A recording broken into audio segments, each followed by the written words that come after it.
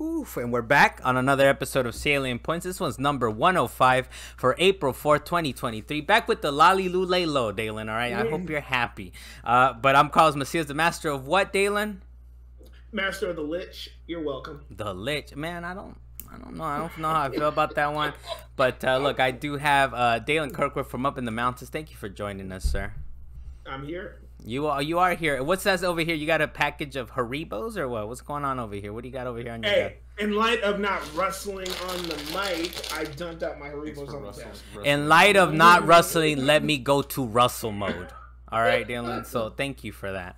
But then I guess, you know what, Dalan? Thank you for joining us, I guess, man. You are a staple of the show. You know, don't get weird about it. Staple's okay to say. All right, don't get weird about it. Okay, Dalan. You all right? Hey, we can't be having deaths on the show, Dalan. Like, that's not. We don't have the liability insurance for that. All right, so we're just an LLC over here. All right. You making it worse? Shut up. Dalan, the man in the mountains. Deo Blas, the king of Mid-Bay. Thank you for joining us, sir. Yo, guys, good to see you again. And happy belated anniversary, I guess.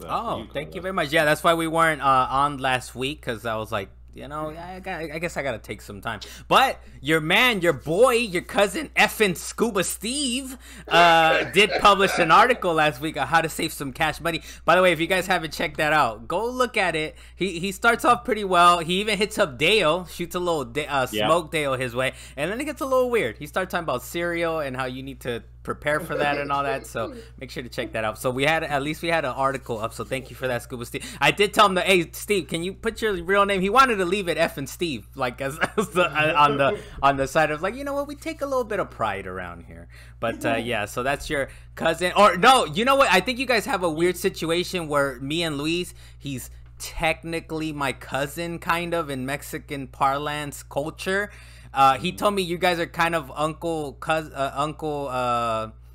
nephew, well, but yeah, in Filipino culture, it's like if you're older, because like he's kind of like another generation for, like, you know, in terms of age. So it's like you kind of have that reverence thing where you're like, oh, you're an uncle, you're an auntie type of situation, but you're not really. You're actually cousins or whatever. So we have. Going on, but so it's not weird. So it's not weird. It's not a weird. Dude, like, he was super excited, like when you had it published, his article and everything. He's all proud. I was like, oh, shoot. He should be. We had a look. I don't want to kind of say too much of the behind the scenes, but I was like, you know, you can make little funny articles. He's like, wait, what do you mean? I can just talk shit and that's an article? Like, yeah. That he was so paused about that. No, yes, exactly. So Scuba Steve, thank you for joining us on your first published article on WeGotComs.com. Make sure to check that out. And we also have, as we've been promising for the last couple weeks and months, is Luis Mendez is alive. He is truly alive. This man is around. He was just saying off wax. He was just saying that he hasn't been on for a little truly action. Okay, a little fruit punch flavor. I like it. But Luis Mendez on the wheels of steel. Thank you for joining us, sir. Yeah, another day being your uncle. Okay. Well, look, Dalan at one point tried to break it down as like junior uncle. No. If that was a thing. If that was a thing. That was Dalan. If that was a thing. Hey, look, let's get started. Let's jump right into it. We've wasted enough time. Dalan choked on a couple Haribos already. But let's get to Jet. Remember, if you go to YouTube, you can click like, subscribe, and all that stuff. If you comment, you most likely will jump on this podcast. And Jet, last time he did say, one of the comments he put on YouTube, he said, so saves are only being deleted in the Pokemon game for 8 people who were trying to transfer postcards from Pokemon Go into Pokemon Scarlet and Violet. I don't know, man. I feel like it was a little more widespread than that, but whatever, Jet, we'll believe you. What about you, Luis? What do you think? Do you believe this man that only if you, under certain circumstances, your saves get deleted? I have the feeling that him and Dalan get their sources from the same place, which is themselves. Come on, Dalan. Yeah, I feel like credibility.com. But so you don't believe it, Luis? He's kind of like. I feel like it's more than 8. Maybe it's not a large amount of people. Yeah. But I feel like it's more than 8. Well, it's like I don't think we put it on the rundown, but it's kind of like the Resident Evil thing where it's like, oh, if you get to chapter 12 and you stab right after you do this, it's like, well, yeah, that's true. It's not that many people that are gonna do that, but it still exists. It's still there. It's gonna be a good little chunk of people, and there's a reason why they're gonna update it. But wait, look, we'll go right into the headlines this time around. Are we looking? The main question, I guess, is the PlayStation VR2 a failure? From what we understand, this is according to research firm IDC via Bloomberg, is that only about 270,000 PSVR2s have sold by the end of March, and they were kind of looking to produce about 2 million in the same time period. Vice President of IDC, which is this research firm that I just talked about, Francisco Geronimo, he said the price cut is needed to stop launch from being a quote-unquote complete disaster. Dalan, what do you think, man? Was the PSVR 2 a failure already, or what? Just kind of failure to launch over here? I told you from the get-go, as soon as they decided to go with another PSVR or just another VR system, I was like, I'm not going to buy it. I don't need to buy it. I've tried VR because I know if I buy VR, it's just going to sit and collect dust.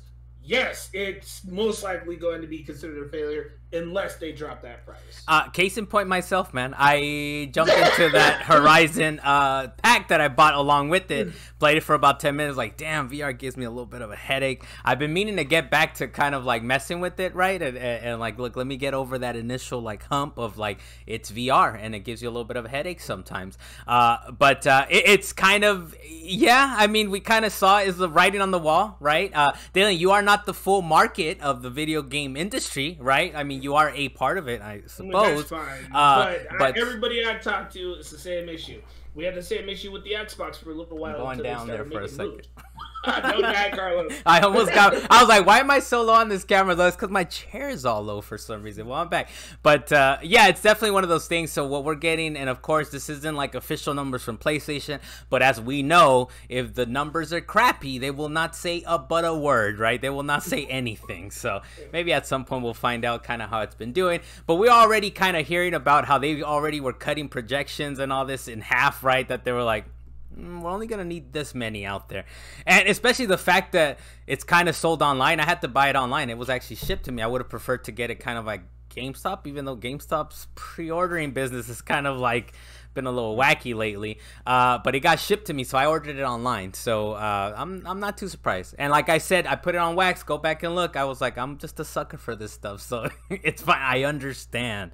The next thing on here, of course, we got official word. Actually, it was a little funny because I got an email before this was officially confirmed, but we put in for We Got Calm. Let's hit up E3. Let's have Deo down here. I think we went to a game the other day, Deo, me and Luis, and I think Luis recorded a little clip. It was like, Deo, when you gonna come down for E3? I know. And we have put in our kind of request as media to go, and I got an email from E3. It's like, things are not moving forward. And we're like, oh damn, things just started popping up. It's canceled. It's officially canceled, so E3 will be no more this year. But I do have a couple quotes. One specifically from Glenn Schofield, who is the guy, you know, from I forget what the name is. Is it Striking Distance? Or he made the Distance Studios. Yes. Yeah. Callisto So Protocol. Callisto Protokeys. He did say on a tweet, he said, my opinion, canceling E3 is bad for the industry. We went to E3 to make our games better. We played the competition, exchanged tips, and went back home and made changes, upgrades, and tweaks on ROTK. After E3, we even added co-op, all for the fans. Celebrate the industry, don't cancel it. And it goes so far as the ESA won't even commit to E3 next year. The ESA president and CEO Stanley Pierre-Louis said, we will quote-unquote have more news to share. So they won't even say like it's coming back. We're going to try to figure it out. I think it's R.I.P. E3, man. RIP.com. But look, we'll go to you, Luis, first, man. I know you're kind of part of the industry. I know we don't want to make you the kind of face of you know what? Yeah, you're the face of the industry on We Got Comms, man. On Salient Points. What Here's the new logo. Is it a, what do you think? Good thing, bad thing? I mean, what is E3? I guess, are we gonna miss it, or what do you think? That's kind of sad considering I've only been to E3 like twice. If I'm the face of the industry. But I never really, I went to E3 once with you, one other time, And I never actually went to the venue. It was more like, okay, you guys go check out the games, whatever. I'll keep working. When you guys meet up at a bar, I'll go with you. So it was more like that was what E3 was for me. Like people that you maybe kind of don't hang around with outside of the office often or whatever. Meet other people that work at other studios, that kind of thing. But yeah, I guess in a way it was kind of for everybody. You know, it was for industry people, it was for media, and it was also for the fans. Like even if you couldn't go. Yeah. So it is kind of something that I guess, you know, will be missed, but I just don't know if it has that same like whatever power that it used to have back in the day. That's sort of like, well, a lot of it I think was kind of like exclusivity and the fact that the internet hadn't really fully taken over, right? Like I mean the high I remember like the high points of E3 was kind of like when Saturn was announced, when Dreamcast was announced, when all these things were like announced, that it was like you don't get the news until you see it in EGM. And where did they get the news? They went to E3. Right? Like we didn't have the internet. Now with the internet is anybody can drop any piece of news whenever they want. They can even tease it out. You know, so it's kind of like one of those things where like, when was the heyday of this? I think it was like late 90s, early 2000s. And then we started getting high, you know, bandwidth internet, and everyone had it at home. And it's kind of like even magazines have died off, and it's kind of like the exclusivity of the content is no longer there, especially when companies are kind of pulling out, right? They're pulling out left and right. And it's kind of like at that point, it's like, you don't even have Nintendo, you don't have Sony, you don't have Microsoft. Dalan, go ahead. Thank you for raising your hand, sir. I was just going to say, as a reminder, based on what you just said, everybody like and subscribe. That's it. Okay, Dalan. I mean, well, Dalan, what do you think? What do you think we're doing right now? This is an electronic news platform that we are using. Period. We can drop news whenever we want. We don't have to wait and go into a building and rent out an office to try and do that. We don't have to actually pitch it to a news company to try and publish our works. We have our own things now because the internet has made it so easy to do so.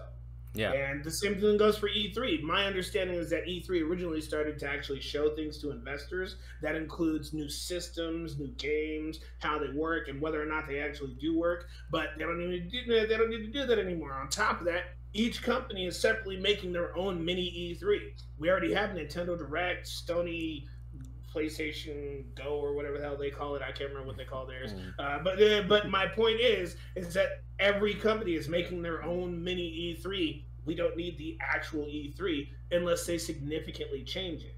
That's funny that you said it. Oh, sorry, I thought you were done. Well, the last thing, it's okay. The last thing I was gonna say is that unless E3 becomes purely for the fans to like come and like just try out all their games, we don't necessarily need an E3. Yeah. And you know what? It's funny. Like every time I put up, I'll go to Lee's. But every time I put up E3 things in the rundown, it's always no. It's like whatever, man. So I think that's indicative of like we don't even care. We don't even care on this podcast. It's just the fact that it's like nail on the coffin. That's why it's probably the last time we mention it, most likely. Luis, sorry to step on your line. Go ahead, sir. No, good. I thought it was just ironic that Dalan was talking about. Oh, you know, they show investors make sure that things are working and running on the systems. One of the E3s that I went to was I think this was like big news when they're like, oh, they're actually running Killer Instinct on PCs. They're not even running on the Xbox. Like, and I remember seeing like the PC rigs when like they were like opening the cases and shit, and like the games weren't running for some reason. But yeah, I thought that was just a weird little side story to that. Yeah, what you were saying. Deo, but that's what would happen though, and we can't have that anymore, or at least we don't need that anymore. yeah, it's kind of one of those things. Is like I think a lot of people over the last week or so have gotten nostalgic over like, oh, I saw this and I saw that, and even the couple times I've gone to E3, it's been kind of like, oh, I have these little memories of meeting just random people. I've mentioned before, Yuji Naka, Yu Suzuki. Yuji Naka, by the way. This man with this insider trading, I didn't know, right? I mentioned it before on Wax. I did not know. Criminal. I rode the elevator with the straight up criminal, all right? Insider trader criminal. But besides that, you just meet so many cool people at E3, and I think that's kind of the biggest thing, right, that you're going to miss. Dale, what are your thoughts, man, before we kind of move on to quick hits over here? Yeah, no, like you and Dalan brought up good points about like the internet has significantly reduced the impact that E3 has. Whether it be the breaking news or the exclusivity news, or if you do really want to try it out, a lot of these publishers now, they have betas or they have demos out that we could just download straight to our consoles now, which wasn't like a thing 20 years ago. So it kind of sucks. But at the same time, when I was thinking about it, I was like, how many times has E3 died already? It's been like 3 times or something like that. So they do have to rework it if they want to have something significant, if they want to have a significant presence still around in the video game community, because there's still expos that are still around. Like there's still like PAX East, PAX West. There's still like, you know, other retro what do you call it, expos around the country, and fighting game tournaments too. So I mean, they just have to figure out like a niche or some sort of way to bring more players together in the vein of how they used to have it, but like something that makes more sense. Like the community aspect. It's gotta be a local. It's gotta be a local. Everybody could come. Yeah.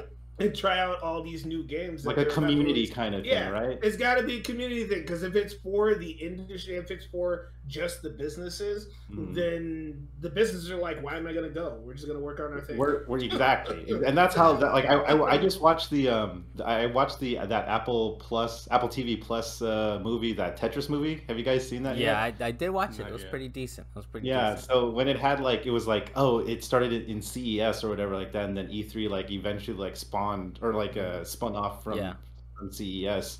Like there was like a point to have those businesses go and do that, because there's so much content coming through that pipeline. But at the same time, it's just like, it's like in this changing digital age, like they need to evolve. They needs to find its purpose, right? E3 needs to find its purpose, and why should people be there? Because obviously the big three don't care to be there anymore. Before we move on to quick take, so I will say I like how Jeff Keighley's out there. Is like, damn, I'm gonna miss E3. This is my first E3 in 1995, and then he goes, fuck E3. Summer Games Fest is coming, so just make sure you guys show up to that. So I do appreciate that little Jeff Keighley flex. Maybe that's what they do.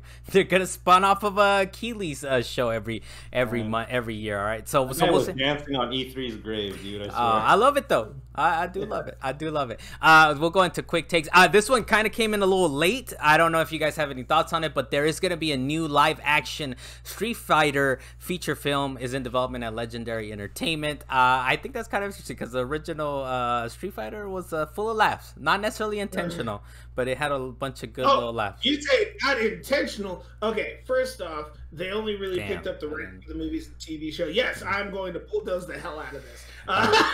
Okay. They only picked up the rights for the movies and TV shows. They didn't actually announce whether or not they're actually going to be making a movie. But additionally, Jean-Claude Van Damme was drunk on the set the entire time, and he did not care. And I don't know how he was partying with Kylie Minogue apparently the whole time. He was very much. I think he was coked up too. He was talking about, he was like, okay, he was high the whole movie. So that's happening over at Legendary Entertainment. Deo, Luis, do you guys have any thoughts on that? Just to be clear, Jean-Claude Van Damme was not high at Legendary Entertainment. We're just talking about 2 separate things, okay? Dale, any thoughts? Any thoughts? He was high in the 90s. That's the difference. when it was maybe socially acceptable.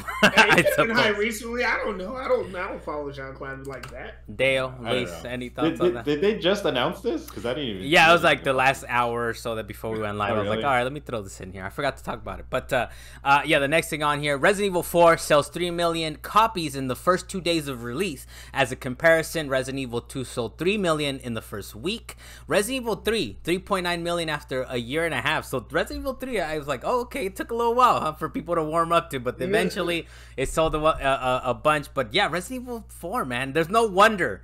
Kind of like Skyrim. If you guys keep buying it, we will keep selling it to you. Resident Evil 4, not even the beautiful just released version edition, has been selling like hotcakes, man. And we've had the Wii version, the Wii U version. We had all kinds of versions you didn't even think we would want or need, right? But we'll go with Dalan on this one first. What do you think, Dalan? This thing is over here selling like gangbusters yet again. It's just a matter of the more popular it is, especially for the Resident Evil series, the more popular it is, the more likely you're going to be able to sell one of the remakes. Because Resident Evil 2 sold 3 million in a short span versus Resident Evil 3, which took over a year and a half to do it. The fact is that Resident Evil 2 was way more popular than Resident Evil 3.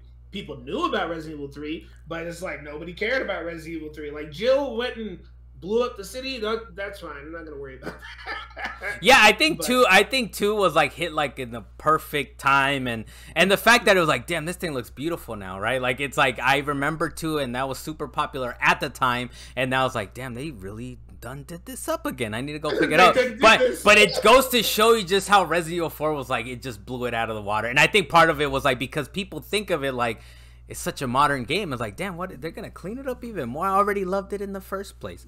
Dale, what do you think, man? I mean, it's RE4, one of the greatest games of all time, and it's gonna draw in, like the way it looked when they threw out the demo for us. Like it looked like one of the best looking next gen games, like period. And it'll draw that crowd, like the tech crowd that like loves all that new fandangled graphics and all that stuff.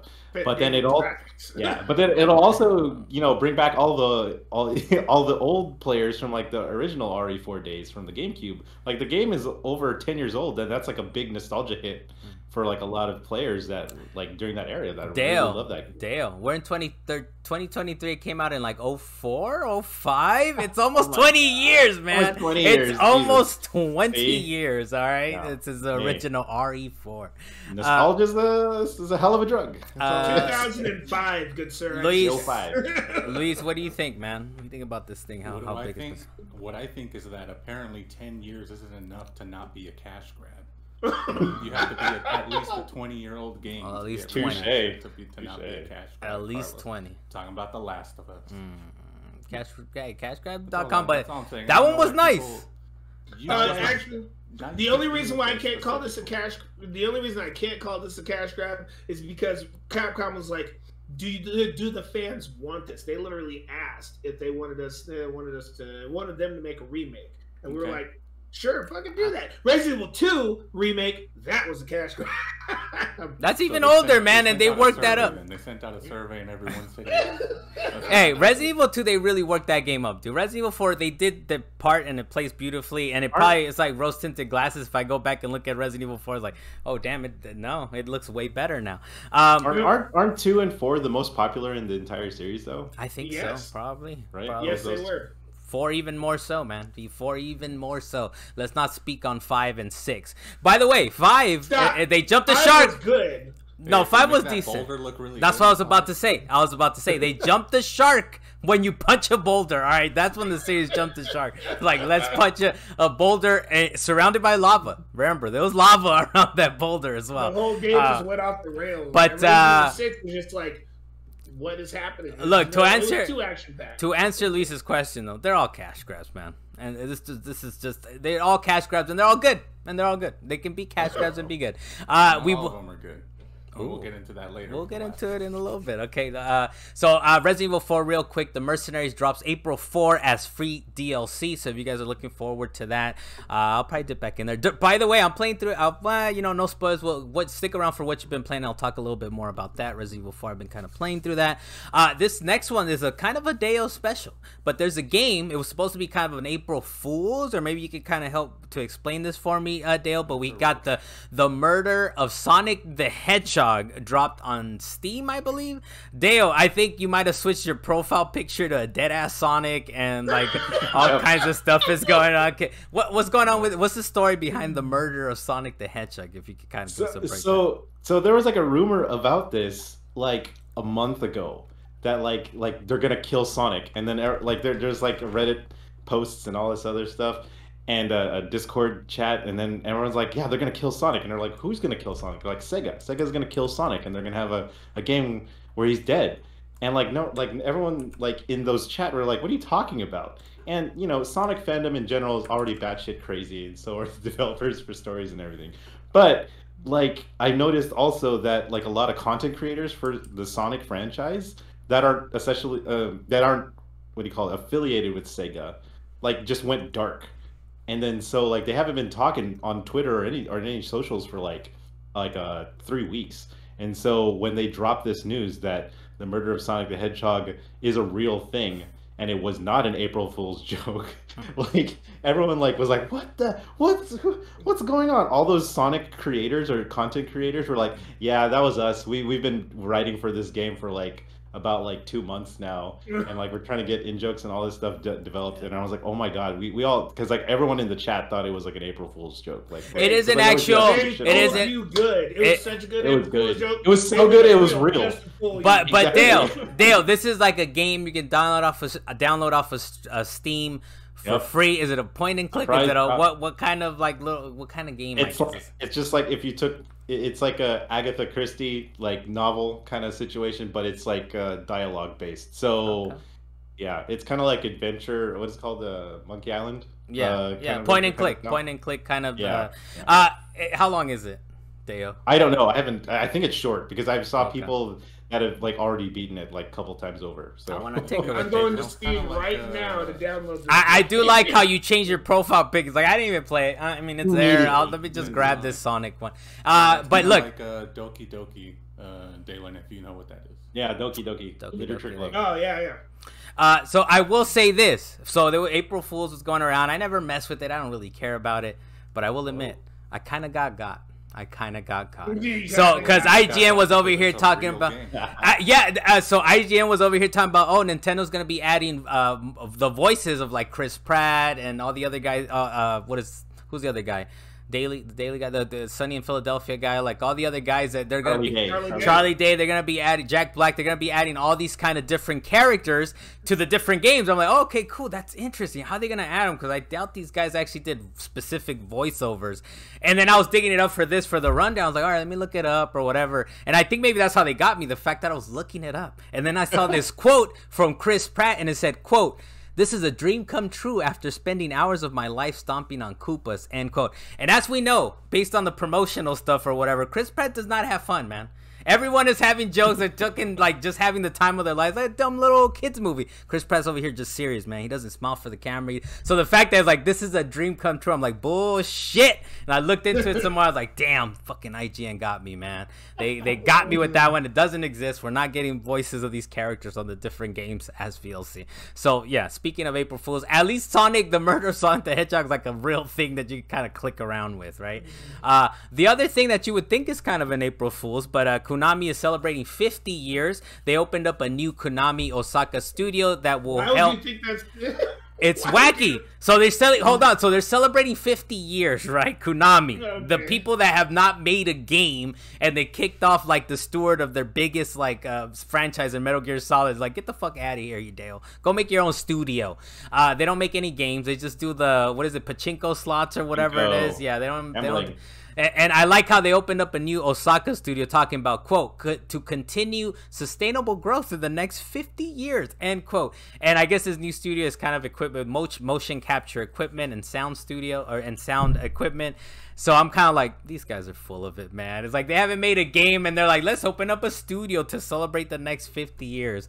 You're telling me that Metal Gear Solid Survive wasn't a good game? That was not. Oh my god! Oh, it was rough. Well, they didn't have the motion capture equipment or the sound studios yet. That's true. No, they didn't have the new Osaka studio. Now they do, and now they can kind of go forward with that. The next thing we have on here, the Xbox manager is saying that Game Pass isn't quote-unquote disruptive. This is a quote from Kotaku. They said, quote, "I wouldn't describe it as disruptive because I don't think it is in the way that Uber came in and got rid of all the taxis in that industry."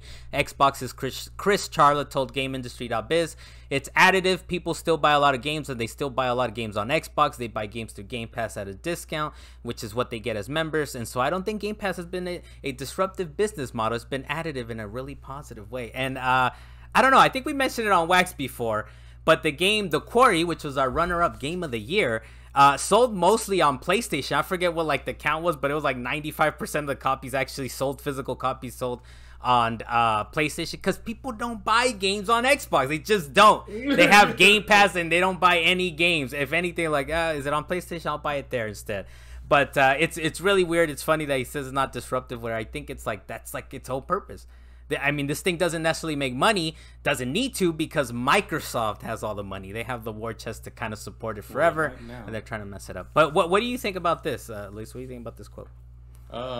What is this man talking about? This is very disruptive. This has been disruptive to the industry. If anything, I think what he means to say is destructive, because it's not necessarily hindering sales across the board, but it is disruptive in the sense that it has created this platform of people like it's their main selling point for the Xbox, right? You get an Xbox, you don't even need to buy a game. Just get Game Pass and you're good. So yeah, like, and for a lot of people, myself included, you're constantly checking up on the catalog and saying, oh damn, okay, I got to get to this one. It's about to leave Game Pass or whatever, right? So it's keeping people from buying games. It's specifically on Xbox or even on PC for me, because I use Game Pass on PC. So, but it is keeping you subscried to their Game Pass. Period. So it's disruptive. Yeah, but it's disruptive though, Dan. That's what we're saying. It's disruptive in that sense. Well, in that sense, I think it's more disruptive simply because it's like a vacuum of power. Because these other companies are looking at it and saying, oh, snaps, they have this service that we don't have, and everybody's moving to Xbox because of it. And people are like, how come we don't have it? Which I believe is why Nintendo started doing their service on the Switch. And well, it's their own thing, but PlayStation's gotta do theirs. Yeah, it's their own thing, but I mean that's really why there's such a pushback against the whole Activision Blizzard thing, because it's like they already bought Bethesda, and now it's kind of like, oh, you're gonna take even more games and put them onto your Game Pass, which they're the only ones that can survive this kind of thing, because I don't think they haven't really said it in so many words that they're not that they're not in the black as far as this is concerned. They won't say that they're in the red and that they're losing money on this, but it's like they can lose money. They're trying to rewrite the rules of the industry, right? And they can do it even if it's a lost leader because they're Microsoft, because they have all this money. But yeah, definitely I think it's very much like I don't buy games on Xbox. And I think I was just hearing this, it was on a podcast that they were like, yeah, I mean, one thing they could do is remove the disc drive from the Xbox, because people don't even buy games on there. They're on Game Pass. And I was like, wait a minute, I want my disc drive. And like, shit, I haven't bought any games on this Xbox Series X, so it's kind of a fair point. I still want it though. I still want the disc. I still want the option. For the PlayStation, I needed it. For the Xbox, definitely did not. Yeah. I'm glad I got my Series S. Don't get me wrong. I want the graphics. I was gonna say, Dan, are you sure you want your Series S with your 720p across the board over there with your blurry graphics? But it's okay. Hey, man, I've dealt with S video cable. Okay, go ahead. Luis, before we stepped on, go ahead, Dale. Go ahead, Dale. Oh, you. No, go ahead. No. We were gonna move on, but if you got another point on this. Okay. No, I just like when you guys are talking about this thing, like being super disruptive. It's just like, yeah, you're right. Like I don't really buy too many games on Xbox, like physical copies. But what I do like is that when they do offer it, they've only offered it to 2 games so far, which are in the Xbox Game Studio portfolio. Is the discounts for the games, but they have like what do you call it, like a oh my gosh, like a physical copy for it. Like I just pre-ordered Redfall Bite Back Edition because it came with the steelbook. Because you know how I'm a big sucker for steelbooks. Hey, Luis cracked that one. He's like, oh, it has a steelbook, so you're gonna grab it. Right, but without it, it's not the full game. It's only like the DLC packs and whatever the pre-order stuff is. And it's a supplement to my my Game Pass subscription. So they did that last year with Forza Horizon 5. And I loved it, and I was like, "Oh yeah, I'm gonna do it for Redfall. Like, why not?" Yeah. So I'm like, "Yeah, that totally changed the habit of how I normally consume games on an Xbox." Yeah, which they kind of have to do it, right? They kind of have to incentivize you, especially because they're kind of giving them away. They're giving them to you. Luis, anything else on that before we move on to the next one? That's a little bit for you. Yeah, so I was gonna say I did hear something about it. I don't remember the specifics exactly, but they were changing their subscription model for Game Pass, which was, I guess, they were removing the $1 first time subscription option. Yeah.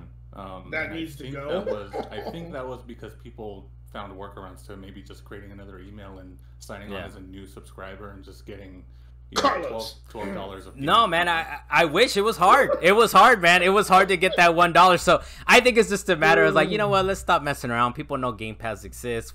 We're gonna do away with the join Game Pass for $1, which has been there for years and years and years, right? So I think it's more of a promotional thing that has finally like kind of gone away, right? Like they're like, okay, we're not doing that anymore. But and hopefully that just means they can get better titles on there now.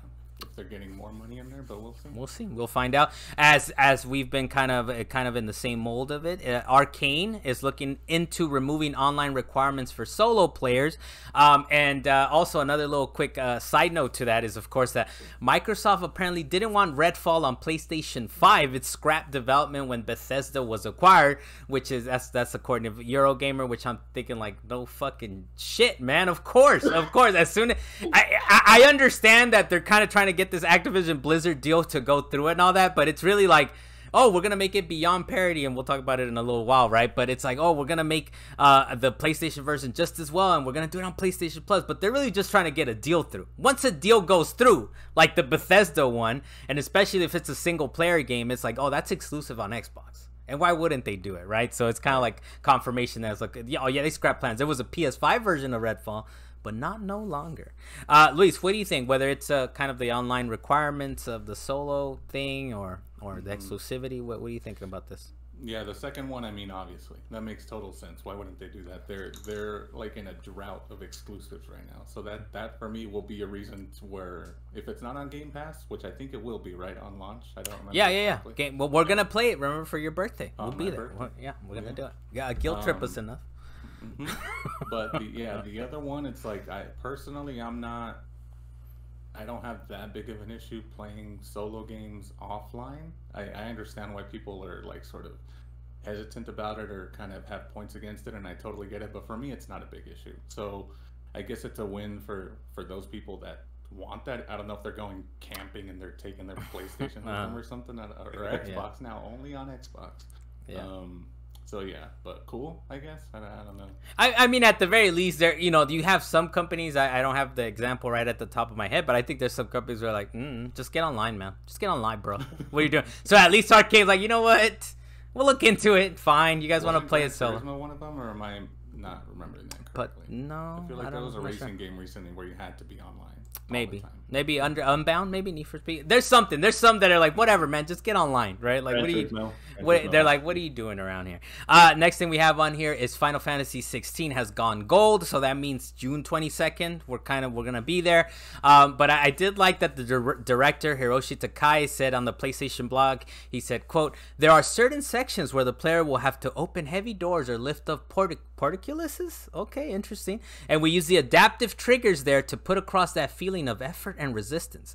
They're also used when riding chocobos. The haptic feedback can produce extremely subtle vibrations, which we use to create a heightened feeling of presence in cutscenes. We converted the sound effects used in each scene into haptic data, which let us portray details that we've never been able to before, like the movement of the air." So, these guys are out of control, and I'm super hyped, and they're full of shit, and I love it, man. But Final Fantasy 16, you feel it. You do feel it when you're paying attention. I've been playing Resident Evil 4. You feel the little steps, and you're in mud, and you're in this, and you're in that. So they're full of crap, but I kind of love it, and this thing's going gold. And I know on the rundown, Dylan said, "No, but mention it." I'm like, Dylan, I'm gonna mention it, bruh. You don't have to tell me like to mention it. But you do it because I say you do it. But what do you think, Dalan? What do you think about? Actually, Dale was kind of dying over here. What do you think, Dale? You kind of hyped about feeling the air? Final. I don't portray it, man. The way you read that. Exactly. I'm sure that's exactly how you said it. What do you think, Dale? I don't know. I think that's hilarious. I don't know. I just totally blowing out the ass kind of thing. Like I'm glad that there's someone that pays attention to all these details. I'm really happy for that. But for me, I'm just like, okay, cutscene. If it's longer than 5 minutes, skip. Skip. Oh, dude. And just put a fan on your controller. You'll feel it. I'll watch it later on YouTube. They're talking about this game's gonna be cutscene heavy, dude. Like, I'm glad they're taking it serious. This is their premier game, and I'm glad that someone is employed in that job to make sure that all these vibrations come through. And they're providing for their family. Hey, movement of the air, dude. That's all I want. We need another game with like 40-minute cutscenes, dude. I miss it. Here it is. And we're gonna get it. I feel like Konami's on that, dude, for you with this studio. I feel like they were mid-production, and one person in the studio was just like, "Hey, PS5 has haptic controllers. Did you know this?" I know. Let's make the player feel air. They need to be able to feel air. Dude, be the first dev to do that. I think there's plenty of devs that have like used audio as the haptics at this point, but I like it, dude. Hey, I like it, man. I'm hyped about it. By the way, my brain is so weird. You guys know how broken it is if you've been listening to the podcast. But I'm like, I gotta beat Crisis Core before this comes out. It has kind of no relation, right, Dylan? It has no real connection. But to me, I'm like, I gotta beat Crisis Core before this one, so we'll see. We'll see if you I should get around probably to beat it. Crisis Core before the next Final Fantasy installment comes out. That's Most likely, I think so. Maybe that'll be Or the true seven. deadline. Clarifying, the next Final Fantasy VII installment. Last of Us Part 1 on PC has gotten 33% mostly negative reviews on Steam due to performance issues. I like how this was a Kotaku headline saying, Naughty Dog say The Last of Us PC port not, quote, the quality level you expect and deserve, end quote. And I'm like, these guys are full of crap too, man. Like, they knew this game wasn't up to snuff, right? And they're like, nah, just throw it out there. Just throw it out there. It'll be fine. You'll have Ellie with the weird, like, dookie-looking hair, and it's fine. Everything's okay. Let's just throw it out there, and it'll be fine. But we'll throw it to you, Dan. You said quick, so let's see how quick you keep it. What do you think about this? Hey, PC gamers, they have it hard, all right? Because sometimes those things don't be loading. You just fall through floors. Your character disappears. You don't got enemies on the screen. You're like, where the fuck do I go next? That happens. PC Master Race indeed. Deo, what do you think about this, man? I'm very surprised because like normally I think a lot of first party PlayStation studio or PlayStation titles, they get ported by like a different like company or something like that, right? But I think this one was done in house, and so the expectation was really high, especially for The Last of Us. Yeah, it's like their premier franchise or secondary one, whatever. From what I understand, it wasn't. Like, I like that, Dale. The Wait, God of War Ragnarok. No, So I was like, Dale. I don't know. It might be. Himself, Dalan. At least he questioned. Yeah, at least he questioned him, so he's not as sure. Like, hey, I will say it very confidently incorrect. No, hey. Also, I'm look. letting this- Also, look. The Truly's hitting. We could tell the Truly is hitting for real. Correct me if I'm wrong, but I don't think it was, Lisa. It's not. It wasn't in house, right? Or not entirely. It actually may be part of the issues that it wasn't entirely in house. Or No, it was my understanding what Dale said as well. I don't know for sure, but my understanding was that this was a Naughty Dog PC port. Okay. So yeah, it is very incredibly surprising, especially from Naughty Dog. I mean, it's not necessarily big news for any other developer. Like Callisto Protocol came out, performance issues, they fix it right away, whatever. It sparks a little bit of a buzz and then it kind of dies out. But with Naughty Dog, especially after they delay it, we see your raised hand and then we'll get to it. Especially after they delay the game. Yeah, Dale, Because they delayed the game, the PC port once already, Right. right? Right. So, it's interesting that they didn't decide to delay it again, because that's what they did with Part 2. I believe it was delayed at least 2 times, if not 3. But it wasn't that big of a delay for those. So I don't know. It is just really weird for those guys to come out. Maybe with it was like something a that isn't resource quality. issue. Like they're so busy working on factions or whatever like that. They're just like, yeah, just send it out. Dalen, we saw your raised hand, sir. You may participate now. Did you look up who worked on it? I hope that's what you looked up. I looked up who worked on the port. And Yes. it was actually in-house by Naughty Dog in conjunction with Iron Galaxy. They were the same people who ported the Batman Arkham games. Okay, which was not great from what I Which understand also either. wasn't great So, either. look, it's unfortunate, but it's like, you would think, right? I guess it kind of goes to show you, man. PlayStation 5 is like the one. They're like, it's got to work here. Everything else, PC, man. They need to just be glad it's even on there in the first place. I like how Jim Ryan is talking about parity on the platforms, and he can't even get the PC one right. So whatever, Jim. Get out here. Hey, the Truly's hitting, but we love it, dude. Next thing we have on here, quote unquote development on The Legend of Zelda Tears of the Kingdom is now complete. Project manager Eiji Aonuma said in a recent gameplay demo. Besides that, of course, is there's going to be an OLED version for $360. Does not include the game. Pro controller for $75. And the case for $25 drops May 12. Dale, from what I understand, you picked up. Don't spit out that Truly. Spit that Truly. Dale. From what I understand, you grabbed one of these SWOLEDs, fully aware of not having the game in it, but you didn't care, man. You did not care. No, I did care because I was so pissed off that I was in Japan, and they released the collector's edition or whatever of Tears of the Kingdom, and I couldn't get one, and I was like, oh my god, like it was like at like 3 a.m. in the morning for me when that happened. I was like, well, I'll just wait. turn on Wario 64 notifications on, and hopefully it'll happen. Didn't happen. It didn't happen for like the longest time, and then they dropped this thing on us, and I was like, well, if I'm gonna spend something on Tears of the Kingdom, I'm gonna buy this whole thing. So what? So what are you getting? You were able to kind of secure a SWOLED, yes? Yes. Yeah. Okay. Yeah. That's part one of the story. I was able to secure the SWOLED, so I was like, oh, sweet. Like I'm set for that, and I'll just pre-order like a copy, right? Part two of this story is that Wario 64 notification pinged on saying like, oh, there's collector's editions available at Best Buy, so I bought one of those too. It's reasonable. So I spent throwing money at Nintendo. Okay. Yeah, I pretty much spent like another PlayStation 5, basically, digital edition.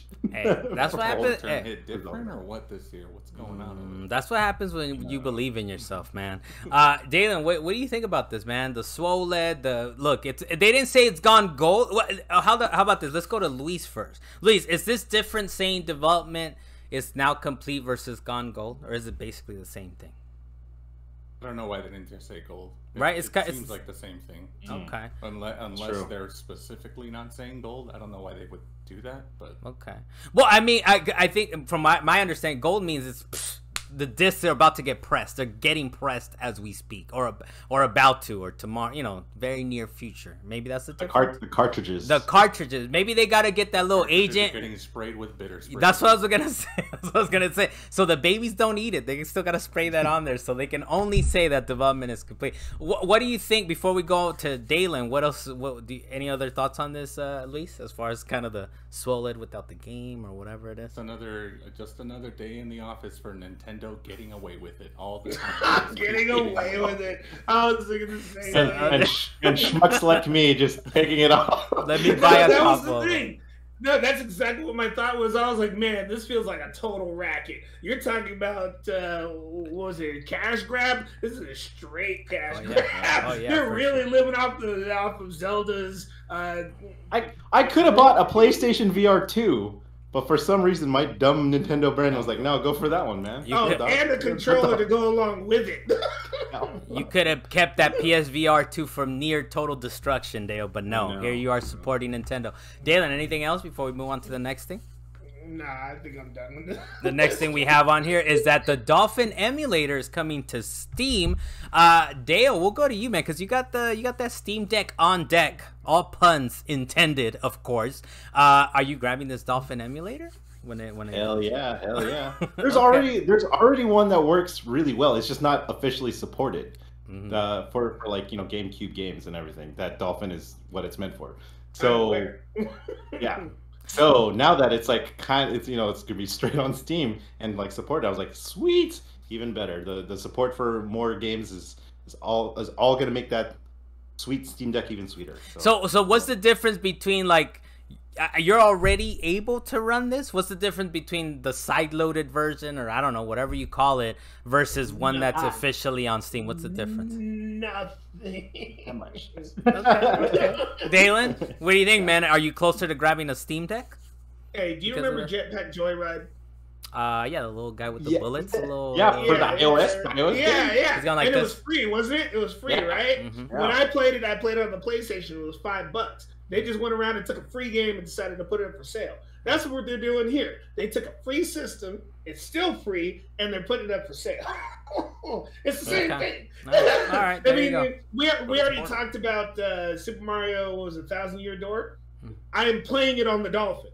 Dalan, look, We Got Comms does not support, nor will give you links to emulation and ROMs and everything else. All right? No, I won't. You got to figure that stuff out for yourself. I've had it for too many years. Still gets updated, and it's a cool system. So if anybody wants to pick it up, I had it for too many years. Yeah, I will. We Got Comms does not endorse emulation, by the way, in any forms or fashions. Piracy is criminality. Pizza, Dalan. We got to put up one of those things, at the arcades when you go up to the arcades, like winners don't do drugs, and winners don't do emulation or whatever for the podcast. Like an FBI symbol. Yeah, with the FBI symbol on it. No, but I will support this. Is that it being on Steam for anybody who wants to play older GameCube or even Wii games? pick up the Dolphin. It'll be the official version. You'll be able to actually plug in probably Wii and GameCube controllers into your PC and have it work properly instead of trying to figure it out. Now it's an official, like, whoever makes this emulator, not officially licensed by Nintendo, right? Dalan, is what you mean. Hey, if it's gonna be on Steam, Nintendo knows about it. Nintendo knows about it for sure. That's up to Nintendo's legal team. That's up to them. That's up to them to defend their trademark if is that what they choose to do so. Next thing on here, real quick, this one's a little bit for me because Tony Hawk, especially specifically Pro Skater 2. By the way, Pro Skater 1 and 2 is a definitive almost GOAT because it's up there. It's one of my top 5 favorite games of all time, Tony Hawk's Pro Skater 2. But there was a time when Tony Hawk apparently was going to go to a different company to make his series of games. This is a quote in VGC. He said, quote, "There was another group doing a game that had contacted me, and I went down the road with them a little bit. I realized that what they were trying to do was so much more. It was more technically difficult to play because they were trying to truly emulate skating." And he said later on, if Activision had called him about a month later, he would have went with that company. And he actually even turned down a $500,000 buyout for future royalties. And that was the best decision he ever made because, of course, based on royalties, Tony Hawk's Pro Skater made $1 billion, and he made the royalties off of that. But it kind of goes to show you, for me, is that this guy, obviously, he's technically minded. He probably some people might consider him one of the best skaters of all time, right? And he was like, you know what? Let's do an easy to play game. That's the one that's gonna hit. And instead of going with the overly complicated system, he said, you know what? This one's fun. This one lets me do the 900 with ease. I don't have to break my neck trying to do it. And the rest was history. But I just wanted to kind of throw that out there that we almost didn't have Tony Hawk's Pro Skater as easy of a gameplay and almost GOAT because we know who the GOAT is. We never had Tony Hawk Ride, man. Damn it! I mean, look. He didn't make every decision wasn't a smart decision. All right, after Thug or whatever that was, it was like, we're going down a dark path. Oh man, without Tony Hawk Pro Skater, we wouldn't have that whole what is it O2 series? Yeah, O2 series. Kelly Slater. Your favorite. Your favorite, Dale. BMX XXX. We wouldn't have had that. That's the best one. Yeah. We wouldn't have aggressive inline skating. There you go, man. But I think it's kind of interesting to kind of hear these little background stories. The next thing we have on here is that Bungie kind of confirmed that Lance Reddick will appear in future Destiny content. In a blog post, Bungie said that it plans to, quote, honor his presence through his performances yet to come in the game, end quote. And we did just do a mission, Dalan, right? In this past, Destiny basically is week to week content updates, right? And we did just do a mission this past week where I was like, there goes new content from Lance Reddick, or at least new voiceovers, right? So that was kind of nice to hear. But Bungie, I think, has more planned. Dalan, I think they recorded an entire year of stuff with Lance Reddick before he passed. So I'm sure that they're going to keep putting his voice in it until probably all 4 seasons are done. Yeah, we're going to find down how deep the Lance Reddick voiceover hole goes, right? Like, it's going to be the rabbit hole, kind of like how deep they went as far as how much he had still left. Luis, what are your thoughts on this, man? I know, I fully expected that. Just kind of the limited amount of information I have from working in the industry with stuff like that is that they have a good amount of stuff to go off of still. I don't know if they're gonna have someone else mocap. I don't know if they just fully animate everything by hand or whatever, but they should have a few other things for him to at least say in the game for a while. I remember seeing some videos out there of people putting up on YouTube the last line that Lance Reddick ever said on Destiny. I was like, I don't think that's not the last one you're gonna hear. Yeah. So they're gonna have to keep updating that thing. Yeah.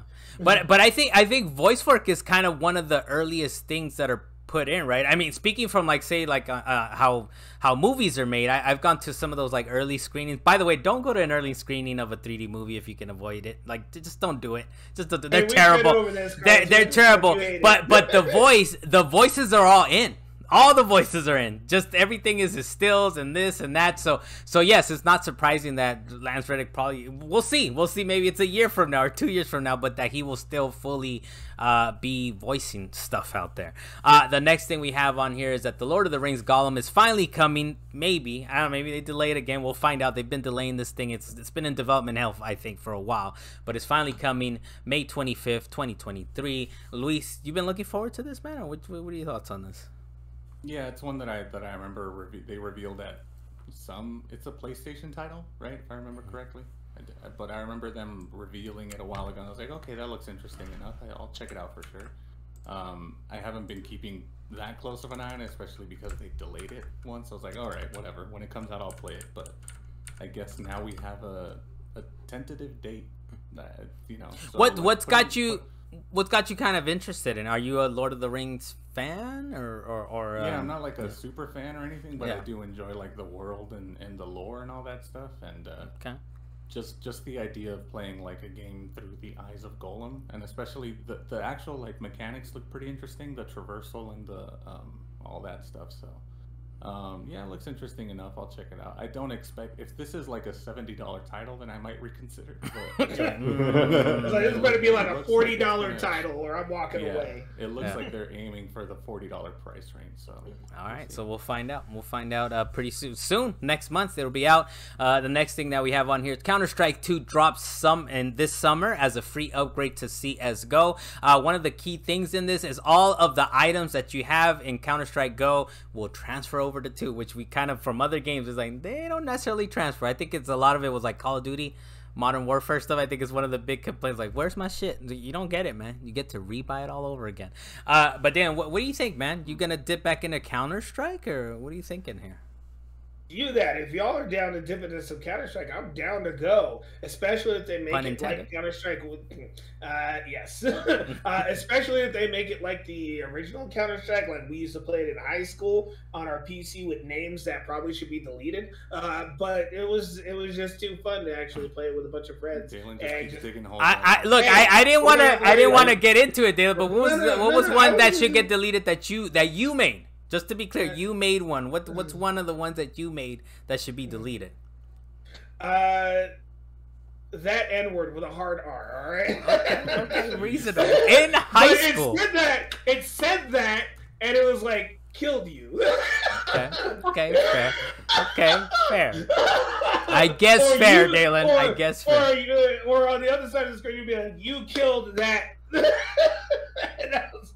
I thought it was hilarious at the time, and obviously it was different times, so I wouldn't use that. Times have changed. But it's up to you, Dalan. That's the mind game. That's the mind game.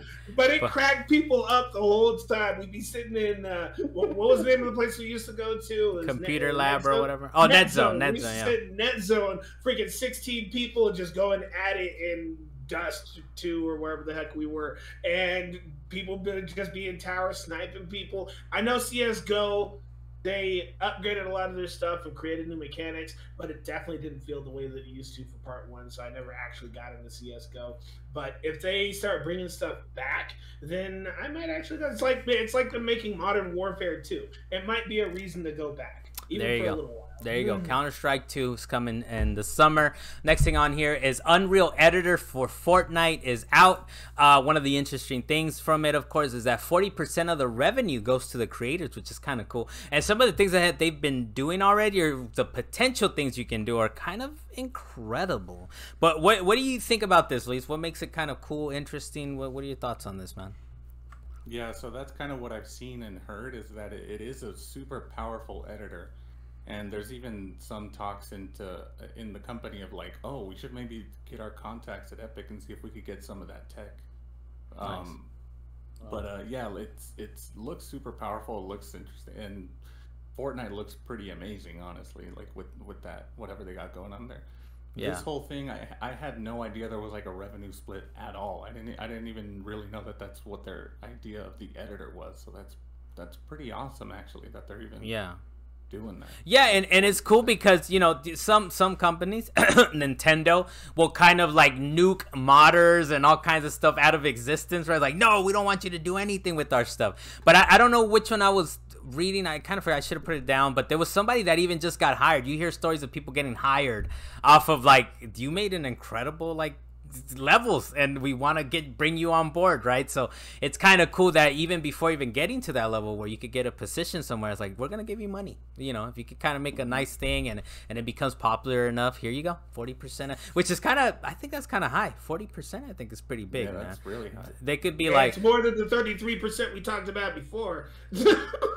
It's a different thing, Dalan, but yeah, sure. Yeah, but for 40% people that are like kind of hobbyists and like, let me do something here real quick. The next thing we have on here, was that it, Luis, or did you have anything else on that? Okay. The next thing we have on here is there's going to be no PC couch co-op for Diablo IV, which is kind of interesting. On PC, you don't really think of it. But speaking with Eurogamer following the game's open beta, Diablo general manager Rod Ferguson explained the lack of couch co-op on the PC version of the game as a, quote, technology problem, end quote, stemming from the challenge of having, quote, two Battle.net accounts signed into the same PC at the same time, end quote. Dalan, is that enough of a reason / excuse for you that doesn't have couch co-op? Do you really want couch co-op on your PC, Dalan? Hey, they're straight bullshitting. They could do it if they actually put their minds to it. So many other PC games have multiple accounts on one system and have absolutely no problems. But Blizzard's been messing up for quite some time when it comes to this multiplayer thing. Do you remember trying to play Diablo 3 with me, Carlos? It was fine. I mean, it was on console, Dalan. It was on console. No, it wasn't fine. We could not connect 90% of the time, and the game kept crashing on at least one of us. They just can't figure their shit out. It was fine, dude. It was fine. For what I remember, it was fine. They're saying they couldn't figure out multiple accounts on different consoles, but they're bullshitting because they should have it working. No, I'm saying they're bullshitting because they can figure it out. But I don't think they put enough resources into figuring it out. They're just like, you know what? We're just going to nix multiplayer altogether. Screw co-op. We're just going to go ahead and say, hey, we're going to make it single player, kind of like we did. I think Diablo 2 originally. That's not, but Dalan, I hope you understand. That's not what they're saying. Like, there's going to be couch co-op on console, and there's going to be multiplayer. Like two keyboards. Oh, just only PC? Yeah, just for PC, there won't be couch co-op. Dalan, that still feels like even more bullshit. You say that. That would be a shitty ass experience. Oh, yeah. Why would you even want to do that? Two keyboards and two mouse. And look, I agree. Companies stay bullshitting. That's just what they do. But I mean, in this case, it's not a great experience, man. Couch co-op, yeah, it's not worth their time. It's like you got to figure out the login situation and blah blah. But as far as like, look, we're on separate consoles, Dalan. Log into yours, log into mine. Let's play some Diablo 4 co-op. So, but yeah, anyways, it kind of gave us a little BS exam. I like Dalan, you went off the deep end, didn't even know what the story was, but that's fine. Give us some guest logins in. Give us some guest logins. Like, hey, that's true. That's what I was gonna say. That's how you do it. That's how you do it. That's how you do it. Just make a guest login system. Yeah, see? And they just don't want to do it. Next thing we have on here is, we did mention it a little earlier, but Microsoft had a response, the latest response to the UK CMA, which is the Competitive something Authority. They said, quote, the parties note, which is kind of, look, before I read it, it's like legal nonsense going on over here, right? But the quote, the parties note, in particular, that there is no basis in the provisional findings for what would essentially amount to a quote-unquote beyond parity obligation requiring Microsoft to develop a PlayStation version of Call of Duty which has more features than the Xbox version.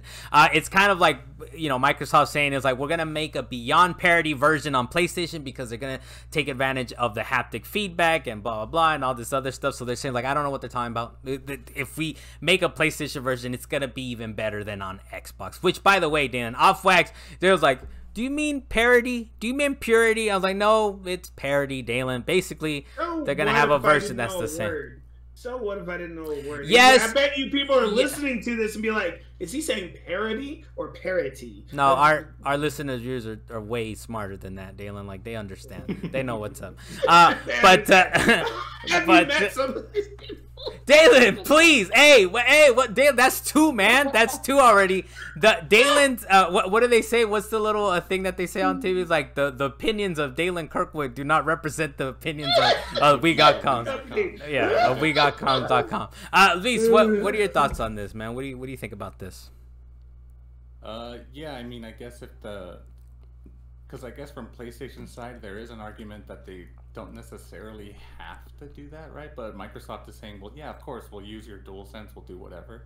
And I don't think there's even really well, I don't know because I haven't developed the game on PS5, but with the TRCs that I did on PS4, I don't know if they have like a what do you call it? Some sort of obligation of like that they test all the haptics on the DualSense and go, this is good, this is not good. So yeah. Can you feel the wind? But I guess that would be something that they would still have to do, because if the game wants to get published and put up on the PlayStation Store, Sony has to approve it in a way. So I don't know why they're kind of complaining either way.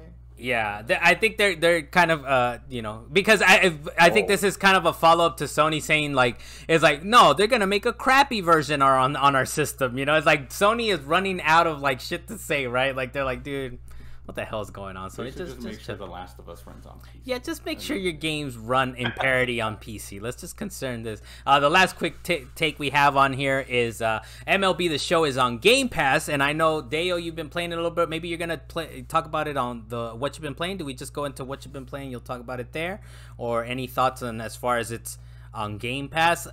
Made by Sony PlayStation, by the way, but you're playing it on Xbox. Or you are playing on PlayStation. The last 3 years that since the MLB The Show has been releasing on Xbox, I've just been playing on Game Pass. I haven't spent a dime on the game like so long, but it's awesome. It's so good. Disruption.com. Disruption.com. And it's awesome. Like this year's the show series has been really good, and I can talk about it more in the what you've been playing segment. Yeah. But like there's just so many of these like little details that they added to the game, which make it like a much more robust package compared to like the yearly roster updates and everything that they got going on. Hey Dale, why don't you read the little comment that Carlos put up there for us? I like playing the new mode called the Negro Leagues. Dalen, what's the problem, Dalen? The Negro Leagues? It's the fact that Dale leaned into the mic to say you want me to correct, man. It's correct, man. It's correct. So what do you that is correct, but still. So Dude, what it's awesome though. It's so good. Wait, so do you want to just jump into what you've been playing here? I guess MLB The Show, it has this new kind of, I don't know if it's a mode or maybe you can go into it a little bit more, Dale, but it's called the I don't want to overstep No, it's okay. Luis. No, we'll go you first and then we'll go to Luis. But Dalen also has something. No, don't even worry about my quick take on it. It was just about the name. So let's talk to us a little bit more about the MLB The Show. And yes, like you were talking about, I don't know if it's a feature, it's a game mode, but yes, they introduced, Dalen thought it was hilarious, but they introduced the Negro Leagues into the game. Normally like if you play like 2K, like sports and everything like that, they'll have like big moments in the game. Like if they had the Jordan edition, you get to play certain like mission modes where like you have Jordan moments where he like had his cold game and all this other jazz, right? So it's kind of similar in how they do it into MLB The Show 23, but they like highlight it as like one of the other main modes. So you'll have like your normal like mission, or you'll have your normal like career mode, which is Road to the Show. You'll have like Dynasty mode. You'll have all these other modes, and near the end, they'll have like the Negro Leagues, and you could totally play this thing. It's a mission-based, chapter-based mode where like you get to play. I think it's 12 historic players from the Negro Leagues themselves, like Satchel Paige, Jackie Robinson.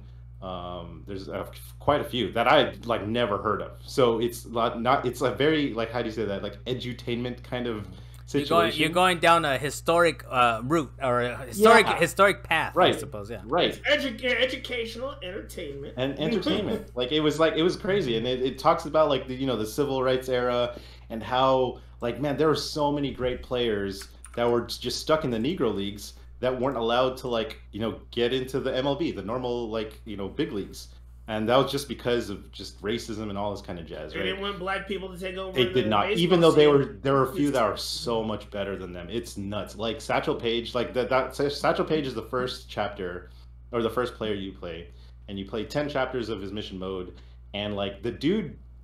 He was the oldest drafted rookie into the MLB. He got drafted into the MLB at 46, and he was still mowing down players and batters. It was crazy, and you get to play as him. And they got the graphics package right. They even have like the old timey like hats for the people that are in the stands and like all this other stuff. It's really cool. Do they? Really Besides that, for like the standard version of the game or whatever you call it, they added the pitch clock and all these new rules and stuff. It's in this game. Oh, not yet. Not yet. No, they haven't. I don't know if they're gonna have that like in an update, because that's actually one of the more interesting things that happened this year. Yeah. In the actual MLB and I kind of actually like the pitch clock. It's actually really cool. Yeah. But no, they haven't had hours waiting for somebody to pitch. By the way, there is if you guys listen to other podcasts, you should listen to ours first. But the Daily did a really nice episode about like the fight against boredom in baseball, which kind of breaks down why the new rules are the way they are. Right? It's kind of needed. Yeah, it's kind of needed, right, to get it more exciting and switch it up a little bit. I don't know if you guys listened to Rich Eisen, but like he had his podcast up like this morning. He was talking about how there's a lot of benefit for like the pitch clock and all the other standard rule changes in the game, and he was saying like, yeah, I love it because like you only have to have like 2 hours to 2.5 hours of your time for like an actual MLB game, as opposed to like 4 hours as it was before. It's rough, man. So do you feel like it could be updated, or no? It's like a mechanical thing that might come with the next year's version. No, it'll probably be next year's version. Yeah. Okay. If they try it out, because like they'll. Well, they don't have any collegiate video games for baseball out right now, but like, I mean, those rules already exist in other leagues. Oh, so they probably have used them or whatever, as far as if those were going on, right? Like they have them in college ball and like a couple other triple A and double A leagues. So they try to keep it traditional, but they just can't. They gotta move on with the So MLB The Show, you're kind of feeling it right now. MLB The Show 23. Does it feel weird seeing the PlayStation thing come on every time you load it up on your Xbox? Every single time. Because I'm holding like the Master Chief Xbox controller and I'm just like playing a PlayStation game. It's so weird. What else you been getting down with, Dale? And I've been playing like on the side between like chapter loadings is Mario Kart 7 for the Nintendo DS, like the old version. So Mario Kart 7, like if you played Mario Kart 8 and Mario Kart 8 Deluxe, it's all based on Mario Kart 7. Like that was like the origin of those games, and it hasn't changed. Like all the mechanics are exactly the same. Like not only is the drifting mechanics the same, but like, you know, jumping off of ramps or which is Mario Kart 7, by the way, is like, that's how shitty that era of Wii or Nintendo consoles it was. That it was 7 was only for DS, right? Only. It was only on that. It didn't even come onto a console. It didn't even come to a console. They're like, you know what? The next numbered Mario Kart game will be coming to DS. That's it. That's you better grab yourself a game. I missed Mario Kart like 3, 4, 5, and 6. Okay, there you go. I understand that they had their own names. They were like Double Dash. Double Dash. But I missed like all of them. I was like, every time I pick up a Mario Kart game, I completely destroy it and then I put it down. By the way, hey, do not play Dalan at Mario Kart. You will not want to play Mario Kart ever again. He's gonna destroy you. Quick aside, my daughter gets into Mario Kart and she plays with her friend online. That's why I have a Nintendo Online account right now, is because my child was like, "Can we get Nintendo Online?" She plays with her friend. She was playing, and I was like, "Lily," and me and Dalan were playing Destiny on the chat, and I was like, "Lily, do you and your friend want to get destroyed by Dalan in Mario Kart right now?" And she's like, "Yeah." I was like, "Nah, you don't want to. You don't want to do that. No, you don't want that. You don't do that. He's gonna ruin the game for you." I want you to keep your self-esteem. So, Deo, what else? Anything else on Mario Kart? Anything special about 7 or anything like that you're kind of No, noticing? I'm surprised like the game hasn't really changed. Like that game came out in 2011, and so the franchise hasn't really evolved. It's pretty much been recycled content ever since that time, but it's still a good game. That's the thing. Like you can play it right now, and it's fantastic. It's been kind of perfected, man. I think it's one of those where it's like they just keep releasing them because at some point they're like, "This is what it is," and people still enjoy it. We're just giving it to you on a new console. Luis, what have you been playing, man? What you been up to? Getting back into the world of cordyceps with the Last of Us Part 1 and 2. Okay. So I remember mentioning it. Yeah, we did the Scene Tit episodes for the Last of Us series on HBO, and so we were watching that as a family for a handful of episodes, and then my sister was interested in playing the games because I kind of told her there's there's similarities, but there's some differences between the two. So we worked through Part 1 after the finale, and then went straight in the 2, and we're about at. She said, "I want to be ready for the next season." Oh man.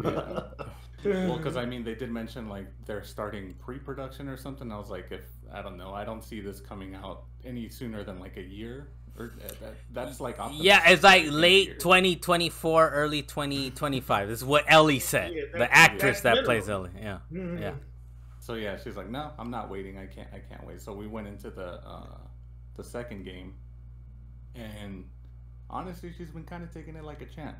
Like all the sort of you make it sound like she's dying, right? Reasonable. No, I mean I'm talking specifically about the story, like the story points, because there's a lot of people that I know that play to the game and they reach certain points of the game and they're like, I'm not playing this game. Fuck this game. Like I hate it. Why are they doing this? What's the decisions? And I guess maybe fortunately, but unfortunately, really, was that I guess someone at school had already spoiled the fact that Joel dies at some point, so she kept spoilers asking by me, the like, way. Does Joel die? When does Joel? Kind of situation. I was like, I didn't say yes or no, but I was like, oh my gosh. I was like, he's still in the game, you know, even though Bella said, because I guess Bella Ramsey at one point was like, I'm excited for shooting the next season, and I still have some scenes with Pedro Pascal, so that'll be fun. I was like, oh well, shit. But yeah, we just reached the halfway point. And a point that I know a lot of people, you Carlos specifically, I guess, had issues with the pacing, right? Of like that huge cutoff of like when you transition to Abby for weird reasons. But no, we reached a stopping point there. Saved it. We haven't. I think that was like 2 days ago or something. But she's like, no, I'm down. Like I want to keep playing. I'm gonna hate her. I don't. We already hate Abby. That was the thing about that game. Is that game very much made you hate Abby through most of the game until you play with her. Well, that's what's so tough about it is like they make you hate her and then they make you play as her. Like after you've already got all this hate for Abby, right? So which should be interesting how they play that off when the season comes back, right? When the next couple seasons, I wonder how they kind of play with that, right? I think it should be interesting. I don't think they're going to be able to do the same thing. They're going to have to switch between the two a lot more often, I think. But, maybe. But yeah, I mean, she even said like at one point, she's like, I know they're setting it up to like her dad dies or something, but I don't care. Like I want her to die. I'm gonna kill her. I was like, okay, sure. Let's shoot for that. Let's shoot for that. Anything else? Halfway point, but we're working through it. We'll get there. She's taking it like a champ. Stay strong, girl. Stay strong. Well, look, I've been taking some things as a champ as well. I've been playing some decent. Actually, we'll go with how I've been taking this as a champ. But there was a good game that just came out, PlayStation Plus Extra, I believe. It was called Tchia. And I'm doing little wacky things, which I explained to Dalan how I'm working it. Is basically I'm doing 3 months of PlayStation Plus Essential. And I'm prorating whenever, like, if they ever drop an extra game or whatever. So it turns out Tchia, I got it for 8 days and prorated to $1.33. And I was like, all right, let's do this. So I'm keeping it extra wacky because PlayStation is keeping it wacky with their subscription model. And I played Tchia, but it kind of burned me a little bit because apparently 8 days is not enough time to beat a six hour game. I was like, up to the final day, and I was like, "Ooh, okay, I'm gonna beat this boss real quick." And then the PlayStation thing was like, "You're running out of time." And I'm like, "That's cool." I was like, let me run around some more. Did not let me run around some more. I was like, "Do you want to upgrade your subscription?" I was like, "Man, fuck this shit."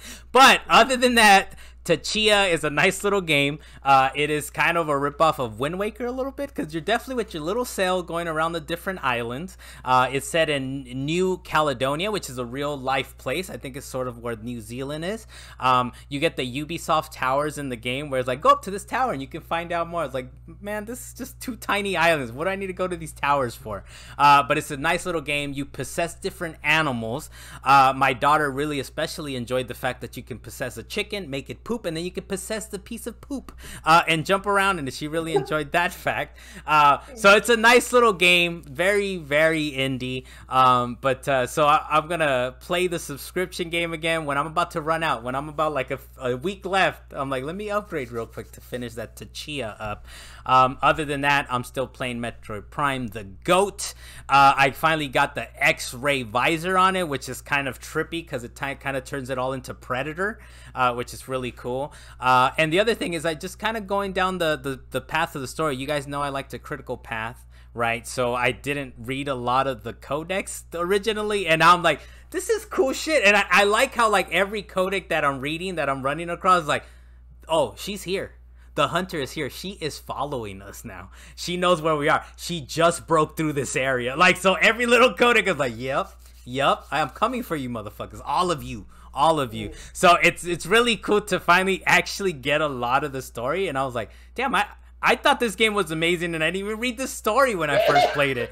Now it's like, yeah, I'm just killing shit. I'm like, ooh, now I got the spider ball. Yeah, I'm locking beautiful weapons. Now I got the ice beam. Now it's like the hunter is coming after it, and I'm reading it. I'm like, hell yeah, I'm coming after you. All of you. Everyone. When you're young, I don't think you care as much about the story, especially for a game like Metroid. Yeah, you're too busy looking at the environment and trying to survive, because you just got to get your missiles, and you're running out half the time, and you're just trying not to die in lava and get eaten by spiders. But it's so good, man. And now that I'm actually reading the story, following it along, how these guys are updating their logs, it's like, hey, throw everything you have at her. The hunter is here. I'm like, yep. Throw everything you got at me. You will not survive. So it's beautiful, man. It's beautiful. If you guys haven't played it, go ahead and play it. The other one that's up there, it's in my top 5, of course, Resident Evil 4. We mentioned it a little earlier. And it's just great. It plays great. The rain is still a little funky. I know on Twitter they were like, the rain's splashing all kinds of weird ways.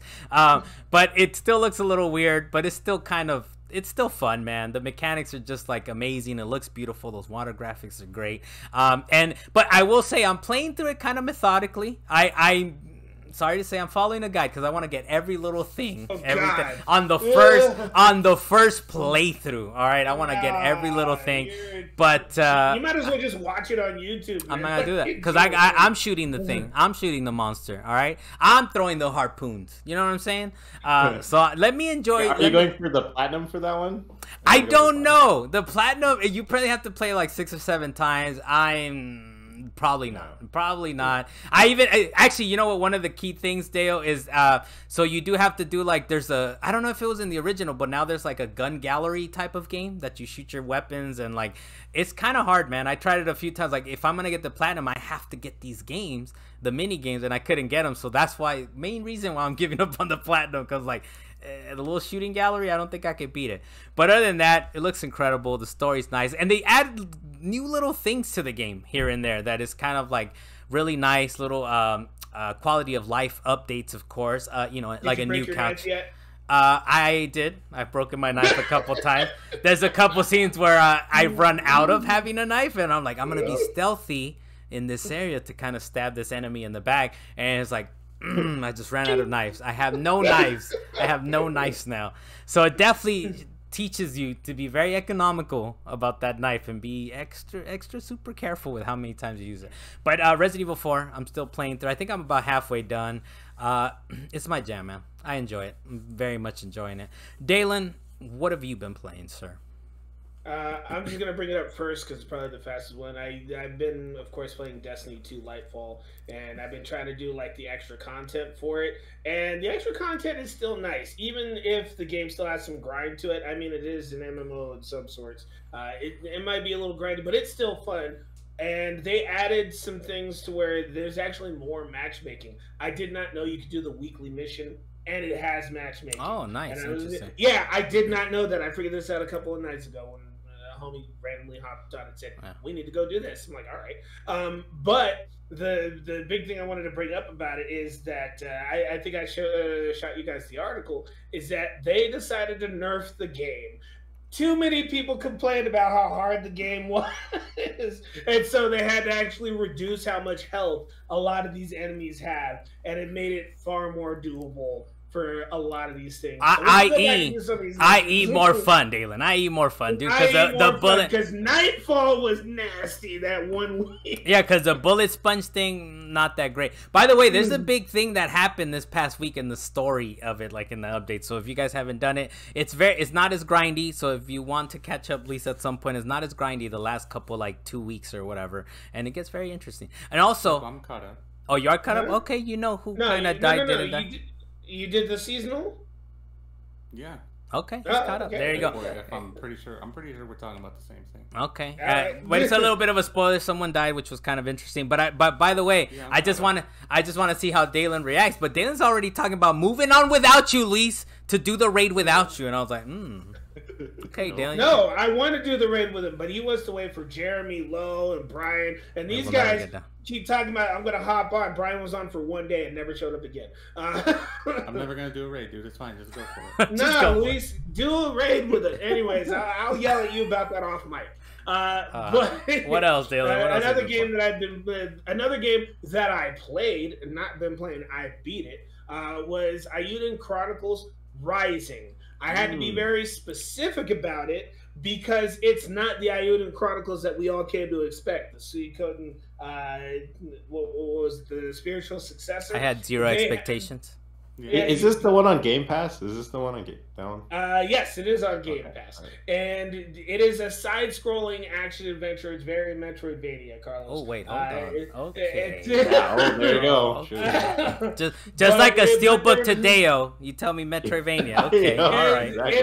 It is very Metroidvania, but it's a super shallow game. You can very easily become OP in this game. You could probably beat it in like 6 hours or something like that. What? Yeah, especially if you critical path it, and I know Carlos will. If you critical path it, you're gonna beat that game way too fast. It is a prequel to Eiyuden Chronicles 100 Heroes. So that's the one that's supposed to be the spiritual successor, and I'm waiting for that to come out. Spiritual successor to Suikoden, right, Dalan? Suikoden, yes. Suikoden. Yes. So this Rising is the prequel to 100 Heroes, and they're completely different gameplay types. So Carlos, you still have time to go play Rising and maybe enjoy it. It's on Game Pass, right?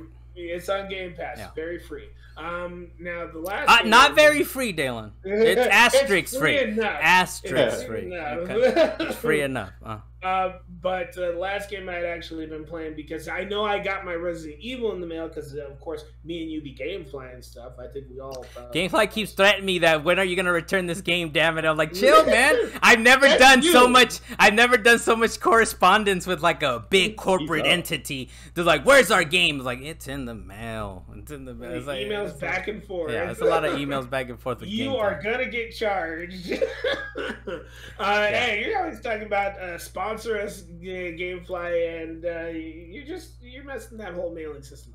Anyways, I got Dead Space the remake, and I was playing it. I was like, man, this game looks the same to me. And then I went and looked at what was it, the comparison videos on YouTube. I was like, oh my god, it's like looking at Halo and Halo Remastered. It was totally different. Yeah, man, I was definitely playing that game with rose-tinted glasses when I first started. And then after I looked at the video, I was like, oh yeah, I remember how nasty this looked. Oh my goodness. The game looks beautiful. It plays so smooth. They ended up making the hallways like darker, so I have to use the flashlight. You better be using the flashlight, or you're not gonna be able to see. Nice. The game is good. I mean, I thought I was gonna be scared a couple of times, like I was gonna get snuck up on by monsters. But now I see monsters.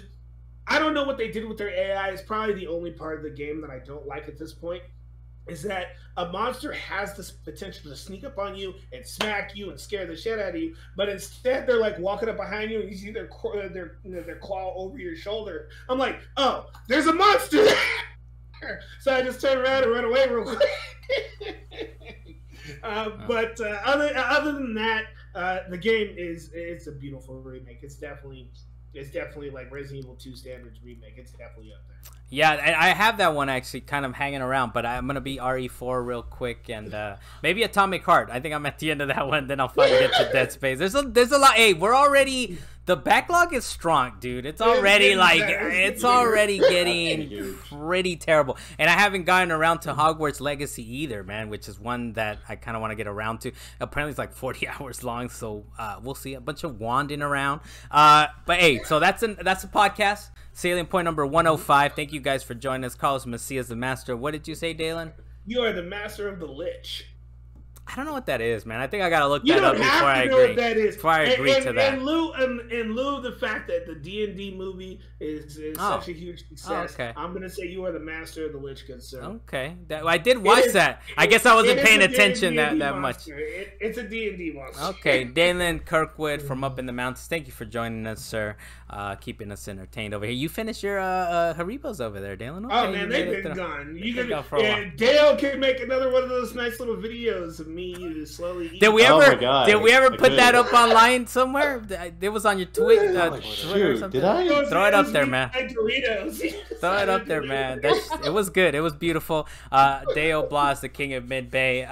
Hey, man. It's a nice little stretch for your Warriors, man. We're almost we're gonna find out in the standings. We'll figure that out. Oh, dude, your Clippers and my Warriors are just like they're right there, man. Right there, we're close, but I don't know. They're right there in the standings.